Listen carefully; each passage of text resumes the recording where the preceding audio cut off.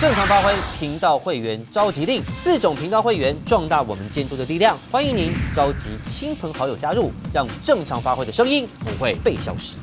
印太巨王锁不住我，现在中国大陆是不是前进了第3岛链呢？各位，这个新闻我这几天我今天才注意到，之前我都没有好好的看没想到啊，现在第1岛链、第2岛链、第3岛链，你看到中国大陆的舰队已经到了波里尼西亚，基本上是已经从第1岛链、第2岛链进到第3岛链去了。这个动作有什么意义呢？我们来看，这是法国海军太平洋司令部它有一艘呢这个准2000海巡机一架啦在法国海外殖民地，也就是我刚刚提到的波里尼西亚附近的空域，发现了有中国大陆解放军的052D 型驱逐舰活动。然后27号，这是23号报道的，23号看到的。然后27号呢，这个法国媒体再报道说，中国的远洋综合补给舰叫查干5号，也在这边担任海上的补给任务。奇怪，我是不知道这一个波里尼西亚到底是不是一个解放军常去的地方，或者它是一个开放海域谁都能来，或者它是一个本来就经常有军事演习的地方，否则法国媒体怎么会突然间爆料说解放军跑到了波里尼西亚的海域来？而各位，这个地方基本上就是美国认定的第3岛链范围之内。你看，澳洲在这里，你看这是帛琉、关岛，这都第2岛链嘛。我们昨天才讲的，有没有？在帛琉、关岛要做这些事情。我已经讲到这里，我们标还不换呢，标题还不换呢，要等多久才要换标题？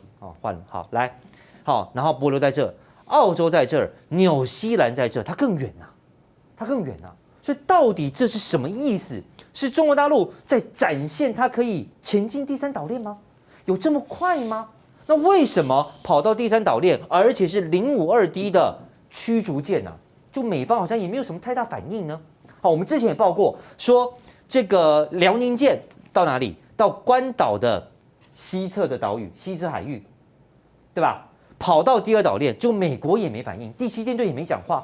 那么这一次052D 出现在波里尼西亚第3岛链，美国也没讲话，就是让我觉得蛮奇怪的。不过当然，解放军的动作多，当然是对台湾释出了讯息，而现在也告诉你对台工作领导小组成型，是不是要强化统战斗争呢？好，我们来看这个对台工作小组，基本上就是中共对台湾的一个最高台湾政策、台湾问题的最高指导单位。中共对台工作小组，处理台湾问题的最高决策机构。那么现在呢，总书记理所当然担任小组长，全国政协主席来担任副组长。那么中央外事办主任来担任秘书长，所以未来台湾问题，未来这个中共对台工作小组，基本上就是由习近平带着王沪宁还有王毅来处理台湾问题。有人说呢，他们可能是要强化统战；有人说呢，他们对台湾非常熟悉，能够更有效的来对付台湾。除此之外，再加上宋涛，因为上面3个都嘎吉郎嘛，所以他处理台湾问题可能会更加没有包袱的扮演所谓的斗争角色从军事到这种人事的安排，如同我们前2天所说的，中国大陆在新的1年开始，对美国、对台湾，可能都是有更强硬的做法。斌哥。解放军去波利尼西亚被法国拍到，我觉得不奇怪。波利尼西亚法国最有名的殖民地就是大溪地嘛。对啊，大溪地观光胜地嘛。那其实以前那边都是美军的势力范围，美军现在在波利尼西亚那一带还是有基地。对，可是为什么都美国没有出来叫？你懂我意思吗？没有，这帮谁跑来这里？因为他在公海啊，你要叫什么？他就在公海无碍，你美国可以去南海自由航行，我就不能到太平洋逛一逛。他也没干嘛，他就是进行远程的这样的演训啊，就是这样子，就是这基本上已经是他们这几年的标配，就是一艘驱逐舰配一个这样的综合补给舰。因为他们自从那个非洲这边有海盗的问题之后，他们已经连续非常多年就不断的派这种特遣舰队，然后到非洲去所谓的维护治安，所以他们现在，你知道中国大陆现在正在从这个近海的海军转成蓝水海军、远洋海军，对，远洋海军，所以呢，他必须要进行这样的训练，这都是非常正常的。反而是前几天我们也有提到的，就是他的辽宁号这个航母战斗群在关岛那附近，还有日本的冲之鸟礁啊、菲律宾海这一带，不断的做这样子来回演训，那个反而比较不正常。那个其实我认为是对关岛的一种示威活动。可是问题是，他一样是在公海，你能拿他怎样？然后美国也一样没讲话。对啊，他来说，关岛第7舰队应该要讲话，到现在都没讲话。可是他最近的地方虽然已经到了他的航母打击群的攻击可能范围之内，可是距离还有500公里。距离500公里比台湾还要长你是要讲什么？那同样，他到波利尼西亚去，他只要没有侵入人家的领海，他就这样经过，他也没干嘛。因为对海军来讲，最重要的就是你要赶快熟悉全世界各地的水文环境。对啊，你必须要不断去做探测、做演练，你这样子慢慢，你才会真正变成蓝水海军。不然的话，你永远只能困在中国大陆附近而已。其实中国大陆最近这几年已经定期都会派人到印度洋去，就是在印度那附近活动。所以印度海军现在有个任务，就是每年要去抓到底有多少中国大陆的潜舰跑来，你知道这个世界各国都在玩这个游戏，所以我觉得这不奇怪。实际上以前前苏联海军没事就到美国家门口去逛，对吧？他们就干这，我相信很快中国大陆也会干这种事，因为那又怎样？我在公海啊。对啊，怎么了？是不是到公海啦？已经到公海啦，就在公海上面处理了。我相信中国大陆以后可能包括东太平洋啊，甚至墨西哥湾啊那些东西，他都会去。就是反正我需要训练嘛，就慢慢走啊。然后有的时候友好访问啊，我就去啊，就是这样。随着中国大陆国力越来越增强，我相信他迟早都会这样做。那至于台湾的问题呢，我个人是认为，习近平当然很明显的，他在人事布局上就是由他直接来指挥对台湾的东西。对，我觉得很明确了。然后他们本身也都，习近平自己本身也很了解台湾，因为他在福建待很久。然后这个王毅当然不用讲，因为他自己就国台办一路升上来。那宋涛也是一样，宋涛在台湾朋友也很多。所以他们就是大家都很了解台湾。那我觉得他们要做的不是所谓的加速武力统一台湾，我根本不认为是这样。我认为是他们现在最首要的工作。我觉得习近平已经心里头非常清楚，整个中国大陆也非常清楚，他们现在就是要在跟美国的对抗当中不落下风。这个才是他们第一重要的任务。那对台湾这边来讲，台湾这边他就是尽量不要让台海的之间形成强烈的冲突，然后被美国有机可乘。我觉得这个才是对他们来讲最重要。对，所以他不会再像以前一样，民进党讲什么，我就国台办就啪啦出来骂人。他们以后我觉得这种动作会非常减少，除非民进党做了什么很夸张的动作，不然的话，我觉得他们会用相对比较平和的方式，然后尽量去争取两岸之间的和谐，甚至争取台湾部分的民心。我觉得经过民进党这6年的操作，他们也很清楚啦，你跟着民进党这样走，其实是毫无意义的事情。那我觉得维稳对台海的维稳，反而是他们现阶段最重要的任务。我不认为所谓的武统啊，甚至加速统一啊，是他们现在的第一要务。我不认为是这样。这个彬哥分析向来犀利精准。好，刚刚彬哥提到了，不要创造美国能够继续挑动两岸之间冲突的因子，所以这就呼应到接下来我要讲的。这个联总会的前主席葛林斯班就提醒要小心啊，新的一年小心什么？小心台海的黑天鹅啊！什么是黑天鹅？就突然间冒出来，你连防都没得防啊！来，葛林斯班说金融市场甚至整个世界最该担心的黑天鹅是什么呢？就是两岸之间或许会爆发某种冲突，而就这么巧。在联准会前主席提醒两岸之间可能出现黑天鹅事件的同时，我们来看台湾也有专家告诉我们，不止黑天鹅要小心啊，还要慎防灰犀牛啊。什么灰犀牛？过去因为比如说我们用2020的总统大选来算好了，因为当时中国大陆提出了1国2制，另外加上6月的香港爆发了反送中，所以让民进党捡到枪。也因此呢，很多时候台湾的选举都会被外部的因素给干扰，而这些外部因素就成为打乱整个选战节奏，甚至主导选战结果的灰犀牛。就像刚刚彬哥提到的，今天如果美国从中作梗，让两岸之间出现了黑天鹅，那我告诉你，这只黑天鹅在今年如果出现，它不但是黑天鹅，甚至有可能是影响台湾2024大选的灰犀牛。所以各位，这一次灰犀牛跟黑天鹅，它不会是两件事，极有可能会是一件事，而这件事100%一定是美国发动，美国挑起，要阻止黑天鹅展翅高飞，要阻止灰犀牛横冲直撞，可能就得看看这3位，包含习近平、王沪宁、王毅他们的智慧了。智慧。好，我们请这个大使先。这个美国要引起两岸的这个局势紧张甚至军事冲突我有100张牌太多了。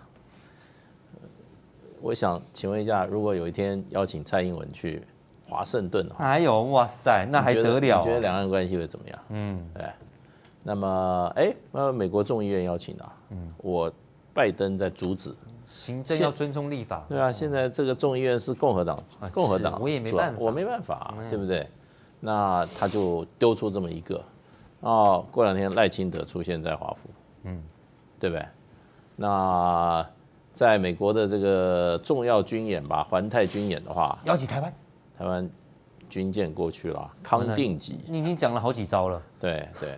那还有就是说，基本上今年5月，那么世界卫生大会开会，美国帮你提案，然后以观察员的身份加入直接呢叫蔡英文说，申请名称就用台湾。我靠！那你怎么办？对不对？然后10月还有联合国案呢，还有一个联合国案，叫吴钊燮准备一个说帖，我们要正式申请加入联合国成为会员，我们使用的名称叫台湾。哇塞！那你怎么办？哇，那黑天鹅真不少啊！那多得很啊！那你还有这个驻美国代表处更名随便就一个行政命令就给你更名对不对？然后突然有一天，美国重要的这个国家活动里面，萧美琴出现在现场，坐在外交官席。我靠然后呢？是外交官出身的人，随便想都想到这么多，随便就100多招了，对不对？太多了，每一个都可以僵住你的军对不对？那如果说对台湾的军事控制更严一点的话，又搞一个什么飞弹突然擦枪走火，对，这个我觉得美国的招数太多了。那他问题就是说他会一招一招出，对，那看他有利他的时机啦。所以我是觉得台湾就是一张牌，台湾人的命运现在越来越不掌在自己的手里了。对，我认为蔡英文要把主导权拿回来的话，只有2招，一个立刻跟北京开始政治协商，也不一定就打着政治协商就开始接触，然后另外一个呢就是跟美国开始 say no， 然后现在就跟美国讲说，麦卡锡先生，请你不要来了。麦卡锡还没选上呢，我告诉你，就选不上呢。就趁他没选上，就直接喊话说，今后我们会严格从我们自己的利益来审核评估美方高层官员来台的可行性，是否适合来台？是否适合？哎呀，这话如果蔡英文讲出来，我立刻投票给他。对，他只要讲这句话的话，要做到，就清楚了。然后我们跟美国的合作在敏感的军事项目上我方一定会掌握主导权。掌握主导权。某柯林啦，这个你要民进党讲这个，不如希望美国讲说，我再也不打台湾牌了，我要跟大陆当好朋友。我明天就要去北京抱习近平。干脆叫拜登讲这个还比较快。对啊，蔡英文是做不到。蔡英文只要他当时念博士的时候不认真一点，对不对？留个尾巴搞得我们现在大家都要替他都要付代价，所以我是觉得没有办法，这个形势比人强啦。老美是照他的步调在打牌啦。那我是觉得他希望这场战争还没准备好，他希望台湾是打这个城镇啊，浴血巷战的，对，起码你101上面要架几挺50机枪嘛，敲破几个窗户那个还要敲破几个窗户，还要搞什么搞刺针飞弹，对不对？他这个东西他还要时间，你看他现在多急啊，对不对？什么都来了，什么弹簧刀都来了，布雷车都来了，什么都来了，急啊！赶快出来，5万人出来送死当炮灰。还有一个东西很重要，这个军火库，他这个武器要送进来，你们打你有弹簧刀打几下没啦，要储存军火，所以这个需要一点时间，然后台积电还需要一点时间，还没完全搬走，所以今年事实上是。他还是有所顾忌啦，等这个布局布完了，那就不客气了，对。那我们还希望这个布局布慢一点啊，对，也是啦。美国军购还欠我们那么多哦，不会这么快哦。靠美国的军购不可靠，那靠我们自己的武器好了，我告诉你也不可靠。这个消息真是震撼我的三观呐！虽然说我知道中国大陆有非常多的零组件呐，它遍布全世界，从科技啦到军事都有。但是连雄三飞弹坏掉了要送去山东维修，有这种事？还真的有。来，我们来看这个什么东西啊？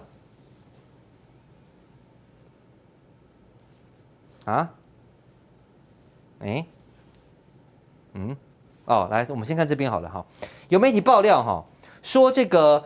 中科院呢向外商采购一批用于飞弹组装校正使用的经纬仪呀。那这个经纬仪干嘛呢？定位嘛。那没想到这个经纬仪因为故障要送修，所以送去哪儿？送到山东亚洲的维修中心。各位在山东，那是哪个飞弹用的经纬仪呢？我们看到了，就是台湾的骄傲，连打渔船都那么精准的雄三飞弹。可是各位。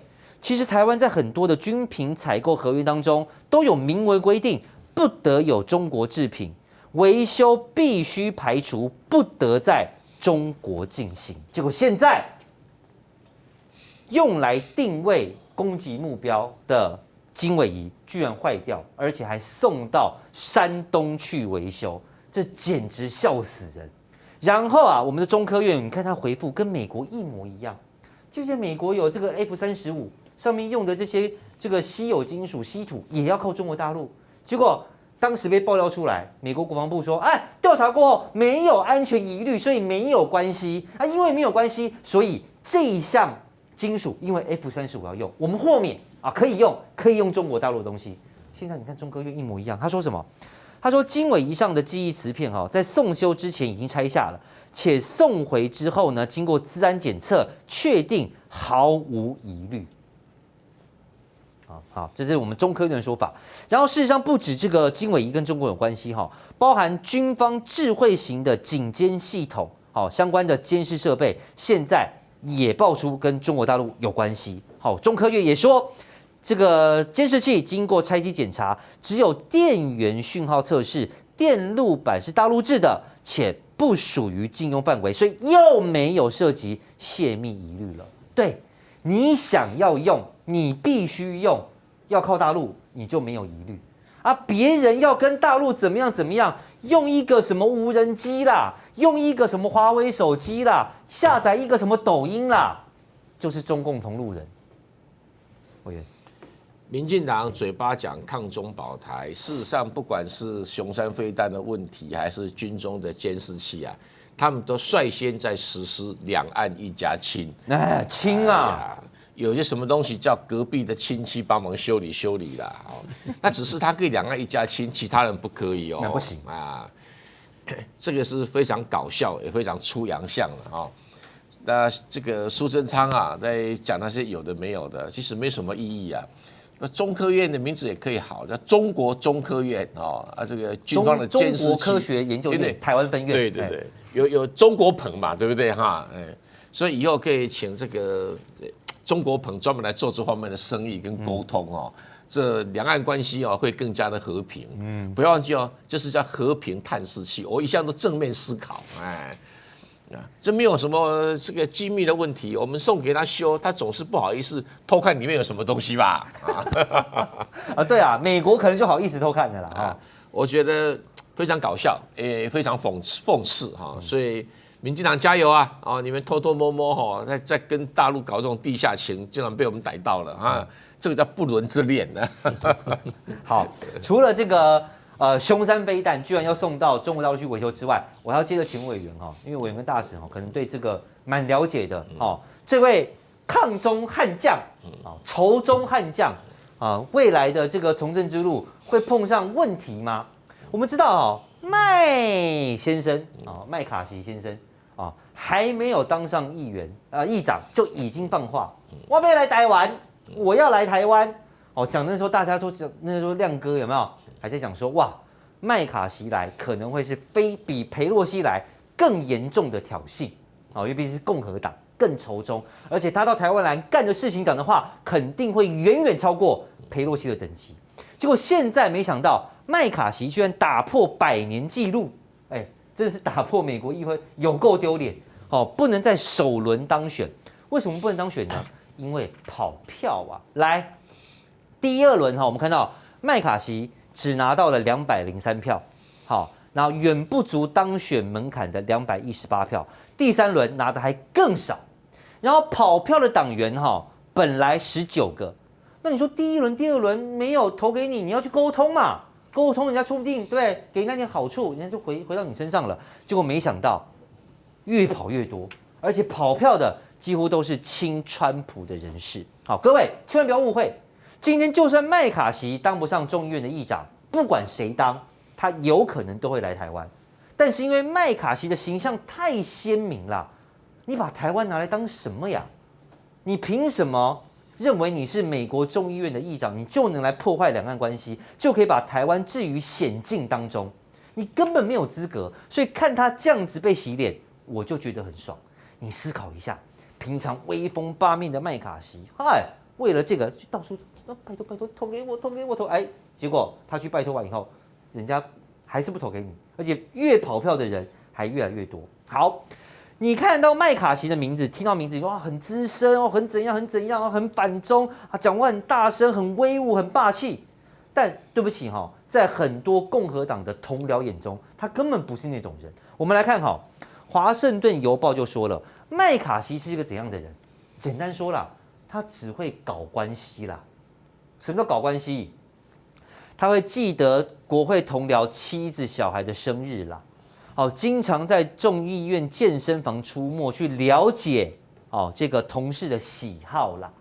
为了拉拢保守派啦，2021年1月6号国会山庄暴动之后，还跑去海湖庄园去跟川普示好啦，拼命的想借由这种巴结讨好去搞定党内关系，希望有一天他能够当上议长。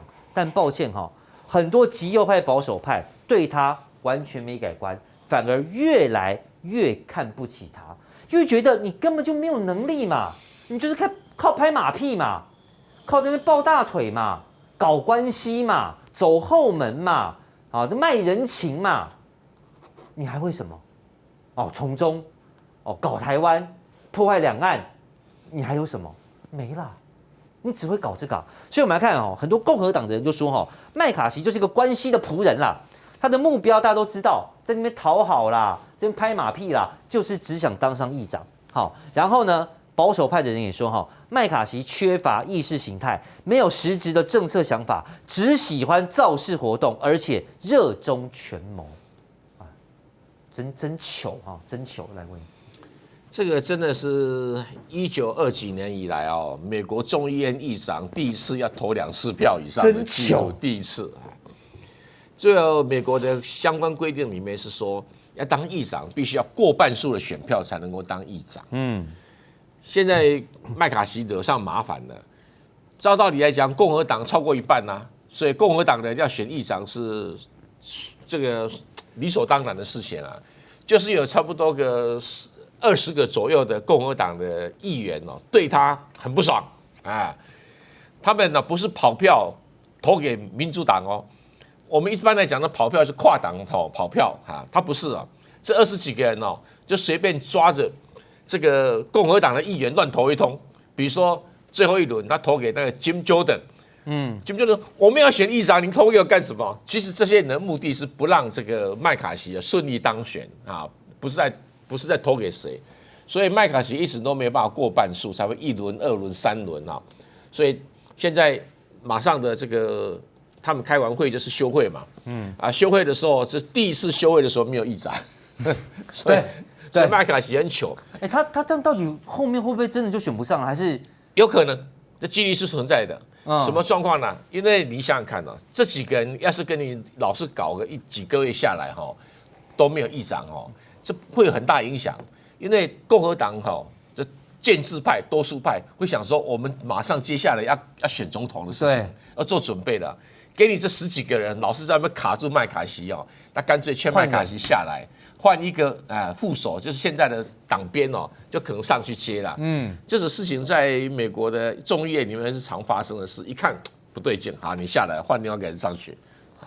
所以他真的很糗真的放话放成这样，一副就是当上议长，我准备来台湾，要来台湾了。结果现在搞不好议长梦碎不过他如果没当上议长，当议员可以来，就没有问题了。对了，可是这等级就不一样了。当然等级就不一样了。来，我们请这个大使。他其实正常情况不应该发生这种状况。对呀，你知道他在众议院里面，他是一级一级升上来的，他很资格很老，而且他是老议员了，因为这种议会都是很强调他的这个seniority， 就是说他的资历，他要很资深的。他之前他是做少数党领袖，对，也就是说众院是在民主党主控的时候，裴洛西的时候，共和党的头就是他，他就做了4年共和党的头，那这个应该累积极大的威望啊，应该可以直接当选议长啊。当选议长应该是很简单的。那可是为什么他在做这个他本来就是领袖，对，他原来就共和党领袖，对不对？就是少数党的领袖嘛。这个在他们叫 ranking，就是说你不是你是少数党的话，你的头就叫 ranking，对，他是 ranking， 可是 ranking 做了4年，你现在要扶正做议长，居然有将近20票反对，你这个 ranking 做得太差了吧？对啊，非常差。这个，所以我觉得他事实上应该是有争议的，应该是有内部争议。他也对川普也讨好过啊，知道讨好不得了，讨好过。不过这里面也有可能有政治阴谋，就是川普他想要以后要掌握这个众议院，那先对这个麦卡锡下马威，就你小心哦，我虽然现在没整，我可以影响你，我成事不足败事有余。还是川普想换一个他自己想要的人？这就有没有可能？也有可能10几票、20票跑票里面有10几票都是川普的人啊。因为其实它里面有很多，他如果不行的话，就是共和党在他们做少数党的时候那个党鞭，对，党鞭也是非常重要的。如果他不行的话，就是党鞭上了。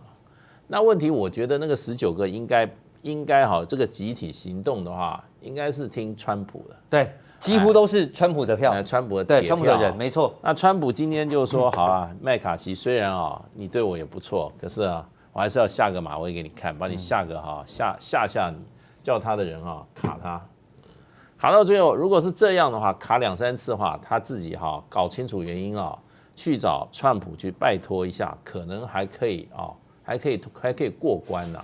那可是他以后他就要清楚了，对不对？他就要清楚了。”川普不要得罪，因为川普事实上他现在我想他应该对于2024美国大选应该是没有放弃的。当然，那关键就是要有一个议长挺他。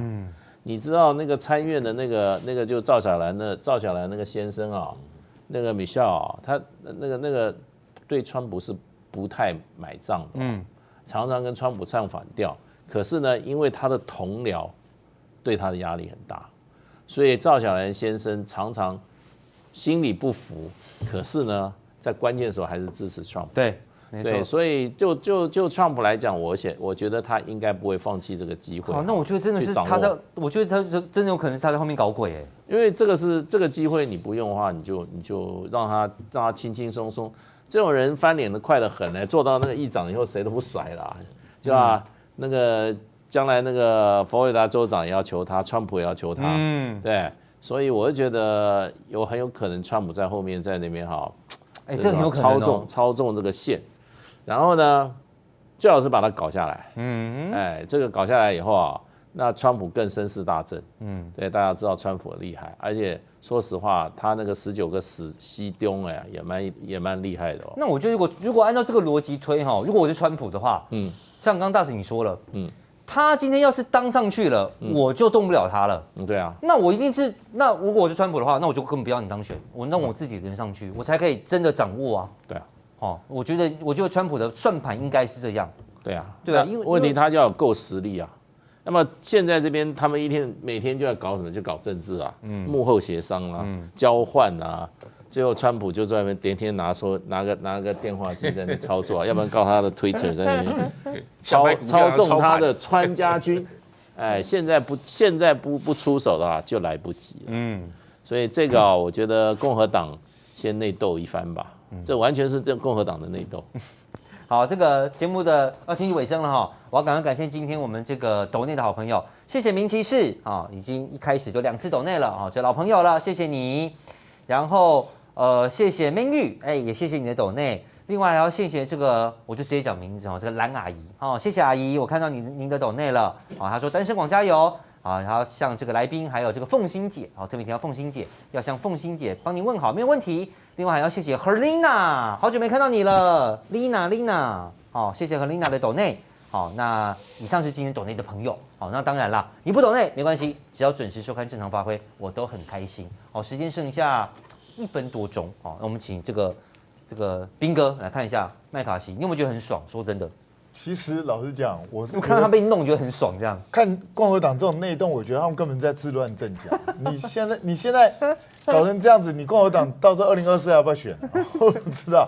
那现在我听说他们谈判到怎样？因为听说麦卡锡愿意让步到，就是以后你们只要5个议员就可以提出要把我换掉对。然后结果现在这几个议员说不行，我要一个。对，这几个议员说不行，我不爽你的话，1个就可以把你换掉。因为之前裴洛西的时候，他们已经把它改了，变成说是要党编辑的才可以提出来要换掉。对。那我觉得这个就像介大使刚刚讲的一样，川普在后面操纵的影子太明显，对，就变成你这个家伙，就是以后就要完全受制于我。你不听话，我立刻把你换掉。对，不听话了，我1个人就把你弄死了。所以我觉得，而且我有19个对啊，所以我觉得真的是超级狠。